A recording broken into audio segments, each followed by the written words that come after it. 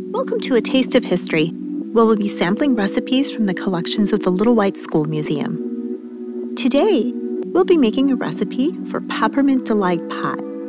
This recipe is brought to us courtesy of Diane Sellers, and this recipe is found in the Favorite Recipes collection, compiled by Oswego School cafeteria ladies in 1975.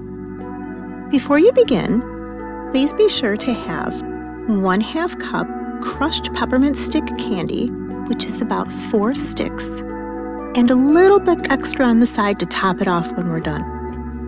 You'll also need 12 large marshmallows, 1 cup whipping cream, a 1/2 cup chopped nuts, and 1 9-inch graham cracker crust. This may be baked and prepared ahead of time, or one that you may purchase. You'll also need preferably a stainless steel mixing bowl, a heavy-duty whisk or electric mixer, a cutting board, sharp knife, and a spatula. To begin, quarter your 12 marshmallows. You'll take 1 marshmallow, cut it into 4 equal pieces, set aside, and continue on until all marshmallows have been cut into your quarters. This job can get a little bit sticky, but it's worth it. Once all of these marshmallows have been quartered, set aside, and pour your 1 cup heavy whipping cream into a chill stainless steel bowl. Next, using a heavy-duty whisk or electric mixer, which is what I prefer, whip the whipped cream until stiff peaks form.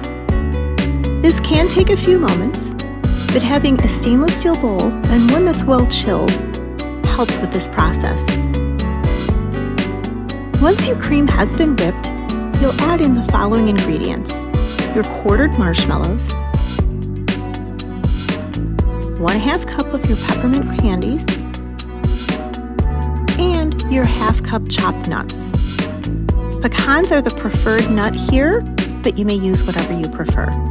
Next, you're going to fold all of these ingredients together using your spatula, ensuring that all have been incorporated.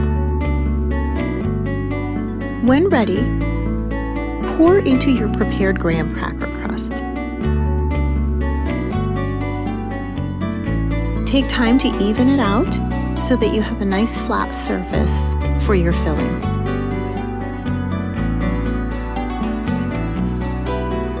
Once you've completed that, if you so choose, sprinkle on some additional peppermint